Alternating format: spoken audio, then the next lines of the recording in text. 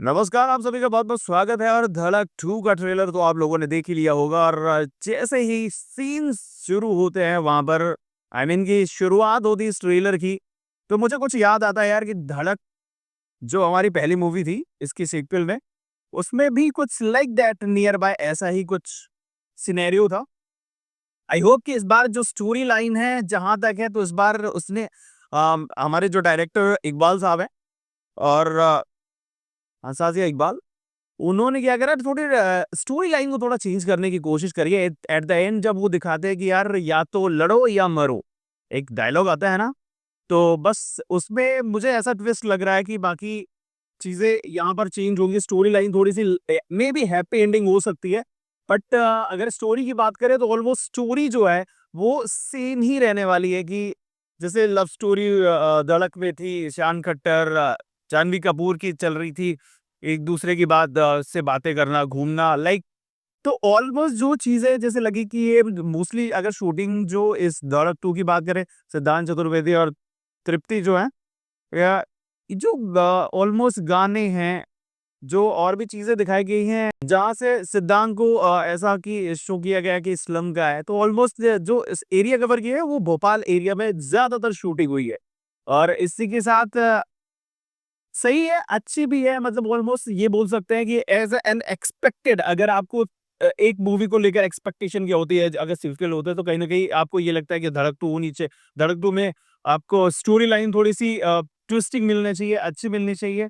I hope कि ऐसा मिले क्योंकि ट्रेलर से थोड़ा बहुत अंदाज़ा लगाया जा सकता है लेकिन अगर मूवी की बात करें तो उसमें क्या ट्विस्ट एंड टर्न्स हैं पर जैसा कि ट्रेलर है, उस हिसाब से तो मुझे लग रहा है भाई कि ज़्यादा ट्विस्ट एंड टर्न्स नहीं है, सेम एज़ इट धड़क की तरह है और 1 तारीख को ये रिलीज़ भी होने वाली है। सो लेट्स सी कि देखते हैं कि कौन-सा क्या मज़ेदार सेगमेंट रहता है और अभी जो सैयारा का बुखार चढ़ रहा है, उसके सामने तो मुझे तो नहीं लगता कहीं पर इसका भी अलग फैन बेस है। अगर बेसिकली बात की जाए तो ये धड़क का जो टाइटल सॉन्ग आया, वो भी ऑलमोस्ट एवरेज ही है।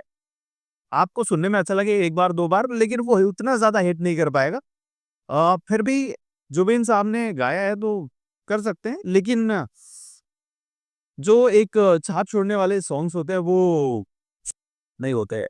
और यहीं पर वही वाली बातें होगी कि भाई प्यार-मोहब्बत होता है दोनों में होने के बाद फिर फैमिली इश्यू आ जाता है कि भाई हम तुम्हारे साथ नहीं रह सकते, ये दुनिया हमारे लिए नहीं है। बहुत सारे डायलॉग्स उसमें आते हैं।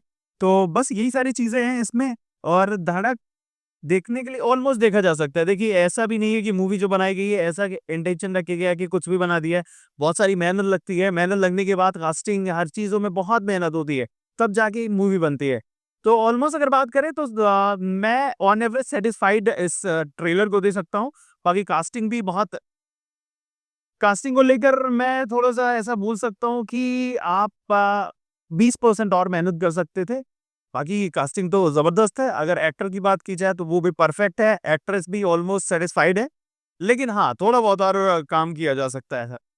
और भाई एक ट्विस्ट एंड टर्न्स की जो मैंने बात करी थी वो थे सौरभ सचदेवा। ये कहते हैं कि भाई अगर वो एक ही गमले में 2 बीज डालोगे तो वो दिक्कत हो जाएगी।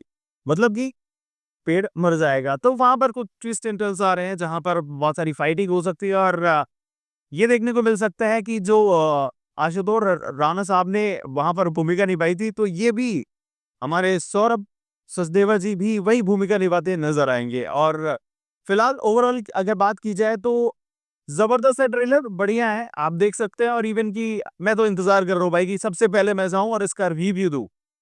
अगर आपको वीडियो अच्छी लगी हो तो वीडियो को लाइक करिए, कमेंट करिए और साथ ही शेयर करिए। आप ये बताइए कि आपको कैसा ट्रेलर लगा?